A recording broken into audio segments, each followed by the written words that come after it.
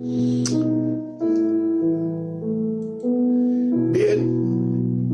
le han hecho una pregunta al hermano Raúl y él le contesta. Y la pregunta es: buenas noches, Raúl. El libro de los Hechos prohíbe comer cosas con sangre. Por ejemplo, comer morcilla es pecado. ¿Me podrías aclarar esto? Y el que le hace la pregunta dice: muchas gracias. El hermano Raúl le da la respuesta haciéndose una misma pregunta. ¿Está prohibido que los cristianos coman sangre? Y él contesta: de entrada, esta pregunta pudiera parecer extraña o pudiera parecer trivial y sin consecuencia alguna. Aunque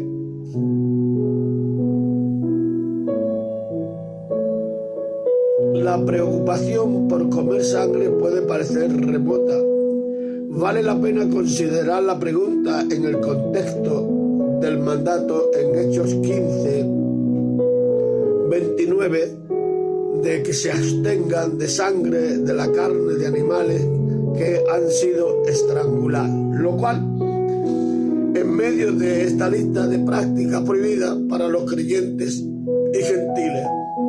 De hecho, al examinarlo de cerca, el pasaje suscita varias preguntas históricas. La hermenéutica y morales son prohibiciones permanentes para todos los cristianos. Aquí se hace otra pregunta a él.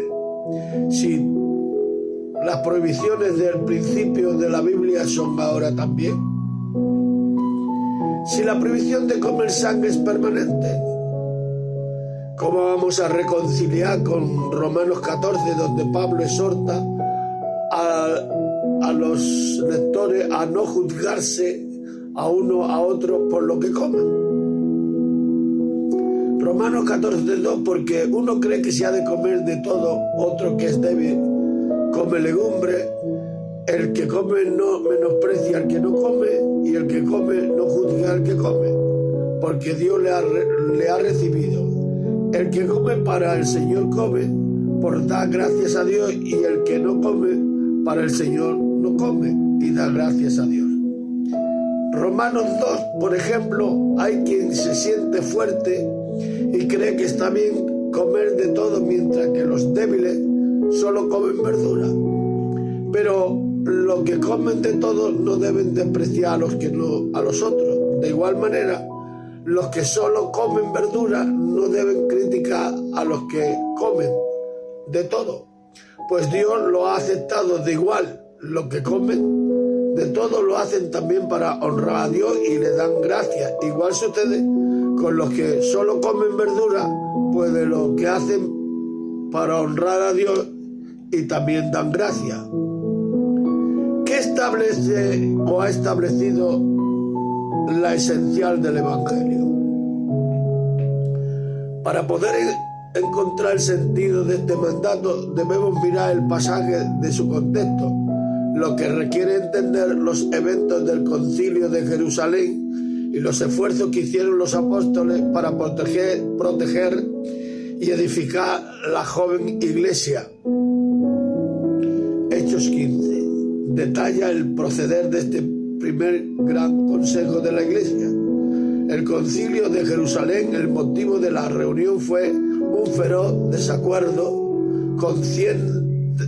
conscientemente a la validez de la salvación del cristiano gentil. Claro, el hecho de que los gentiles pudieran ser cristianos se había establecido antes de Hechos 10, pero queda por responder una significante pregunta sobre qué base debían ser incluidos los gentiles en la comunidad de creyentes. ¿Necesitaban convertirse al judaísmo y observar las leyes del Antiguo Testamento, tales como la circuncisión, para poder ser incluidos como miembros de la iglesia?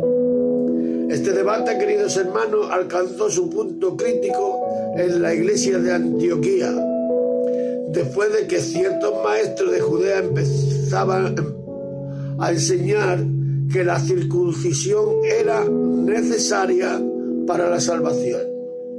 Hechos 15:1. Reconociendo las implicaciones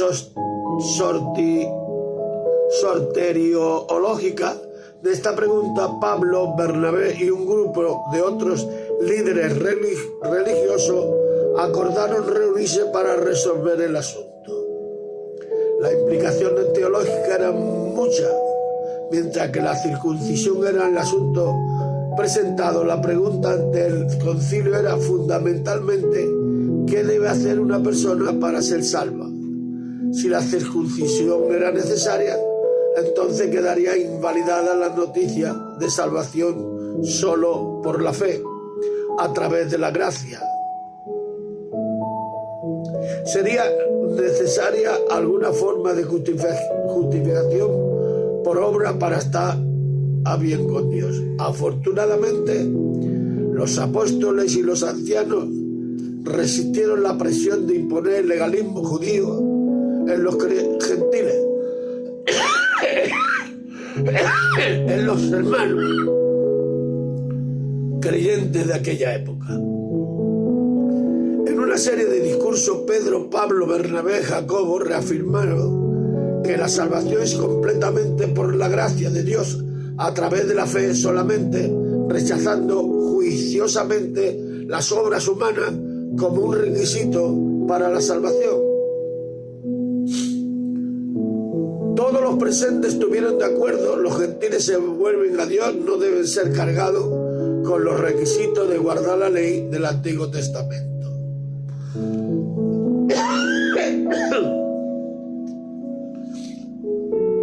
Y sus propuestas fue simple: a los creyentes gentiles debían de abstenerse de 4 cosas.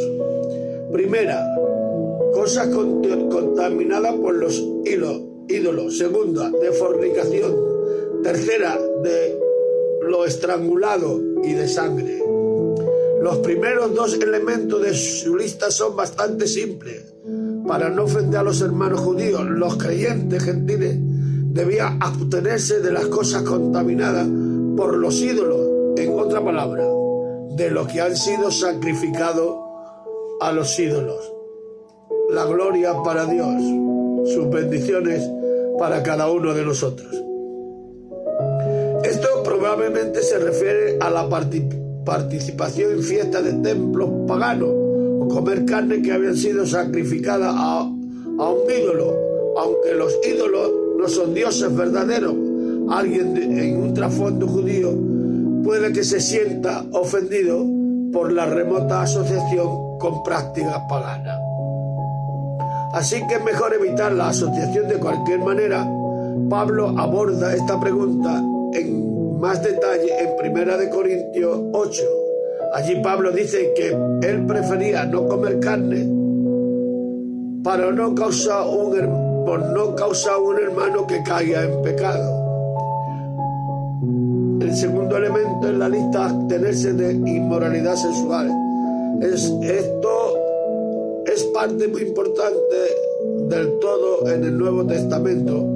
Los nuevos cristianos gentiles son incluidos a seguir una ética sexual que se alinea con el diseño de Dios para la sexualidad y el matrimonio.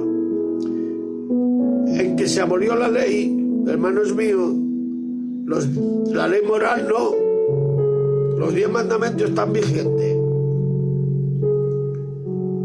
Por eso, esta prohibición probablemente tiene una división religiosa de culto, ya que la adoración pagana frecuentemente involucra la prostitución en el templo. ¿Y qué hay detrás de la sangre? ¿Qué hay del tercer y cuarto elemento en la lista de Jacob? Estas solicitudes: abstenerse de lo que han sido estrangulados y de sangre. Puede parecer extraño a los creyentes modernos. Estar apercibidos del contexto cultural, sin embargo, ayuda a explicar por qué estas condiciones fueron excluidas en las conversaciones sobre el compañerismo judío-gentil. Queridos hermanos, la preocupación judía por un correcto manejo de la sangre tiene su origen en Génesis 9, 4 al 6. Allí por primera vez Dios permitió que Noé y sus descendientes comieran carne de animal, mientras les prohíbe comer sangre, enfatizando el hecho de que la sangre del animal es la vida. Esta misma enseñanza fue luego codificada para Israel en Levítico 17, 10 al 16, donde Dios explícitamente prohíbe comer sangre. La razón para este mandamiento es dada en Levítico 17, 11, porque la vida de la carne está en la sangre, y yo se lo he dado a ustedes sobre el altar para hacer expiación por sus propias almas, porque la sangre, por razón de la vida, lo que hace expiación. Dos importantes verdades son comunidad aquí. Primero, nos comunica. Primero, la sangre es sagrada porque representa la vida. Como explica Amin Bro, cuando la sangre es derramada, se abandona la vida. Segundo, dentro del sistema de sacrificio, la sangre es el medio a través del cual se hace expiación por el que trae el sacrificio. Basado en este razonamiento, uno puede ver que la sangre de un animal era un tipo adecuado, aunque imperfecta, del sacrificio final, cuya sangre solamente puede realmente quitar el pecado, que es la de Jesús. Hebreos 9:22, 10:4, Primera de Juan 1:7. Por estas razones los israelitas no debían de evaluar la sangre a través del consumo humano. Con este contexto histórico en mente, queridos hermanos, la solicitud de Jacobo de que los cristianos gentiles se abstengan de comer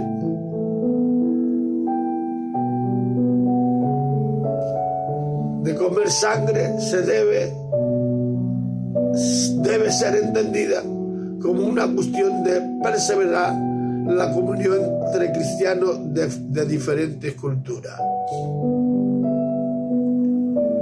Al seguir las guías del concilio, la iglesia primitiva exhibía discreción y tolerancia, características necesarias para que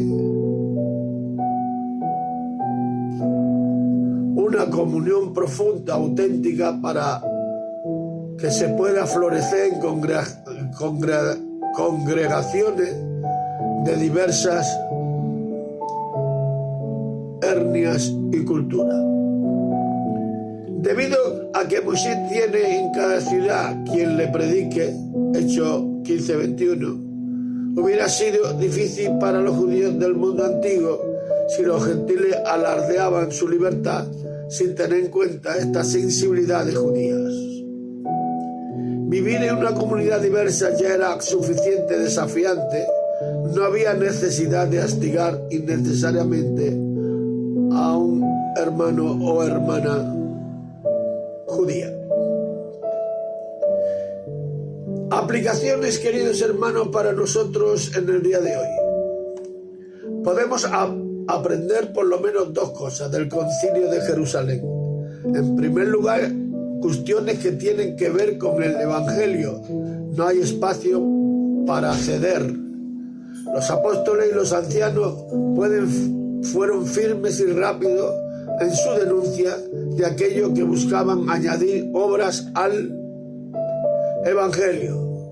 La salvación es solo por fe, por gracia, solamente. El esfuerzo humano queda excluido. En segundo lugar, se debe mostrar gracia en aquellas diferencias que no son centrales al Evangelio. El concilio demostró con sabiduría en forjar un acuerdo sobre asuntos culturales que pudieran haber arruinado la unidad de la Iglesia.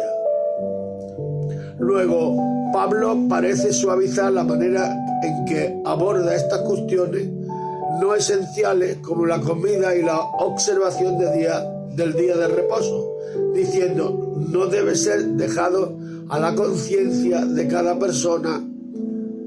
Amén. Dice Romanos 14:15. Pero en esos primeros días les correspondía a los gentiles creyentes abstenerse de ciertas prácticas por el bien de los judíos cristianos.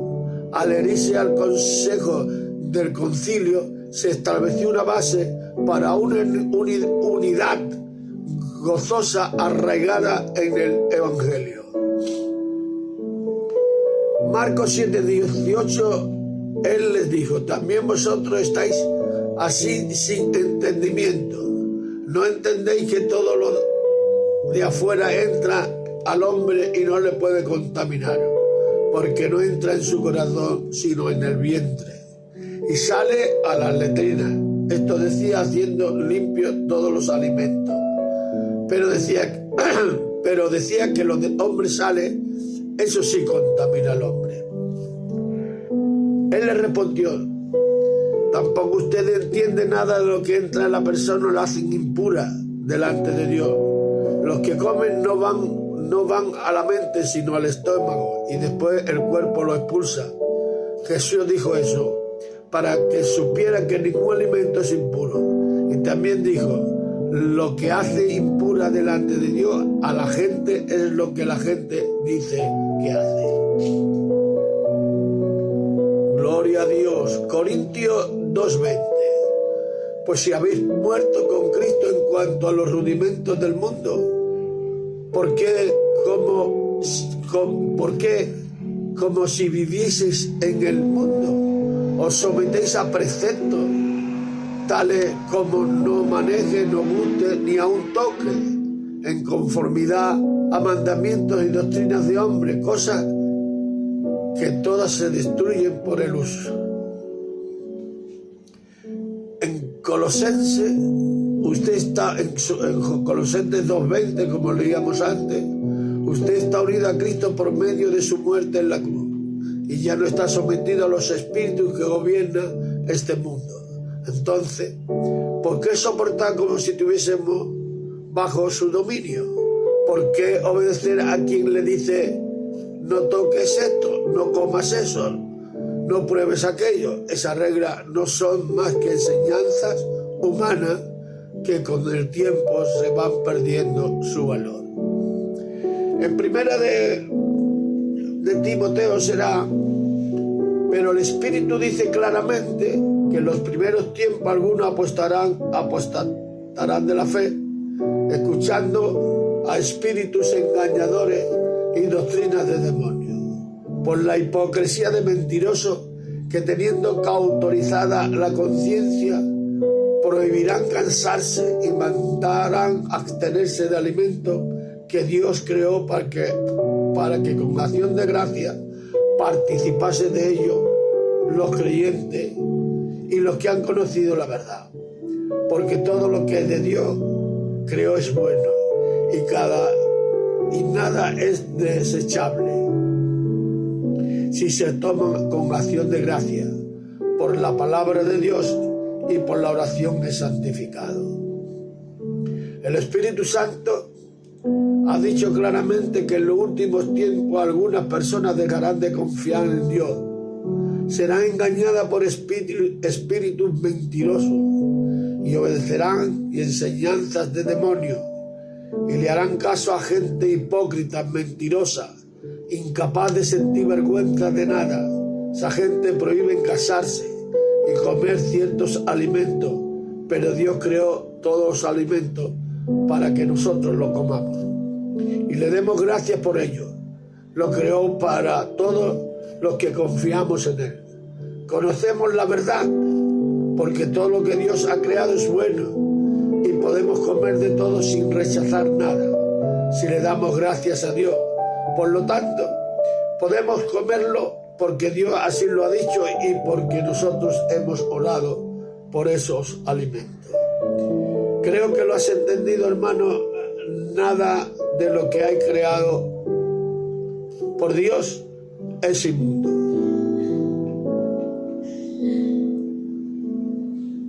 Lo que comes para Dios come y lo que no comes para Dios no comes. Que la paz de Dios siga siempre en tu vida en el nombre de Jesús.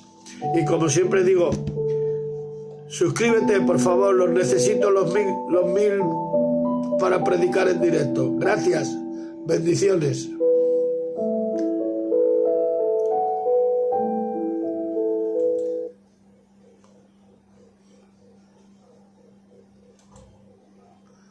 Bien, vamos a ver.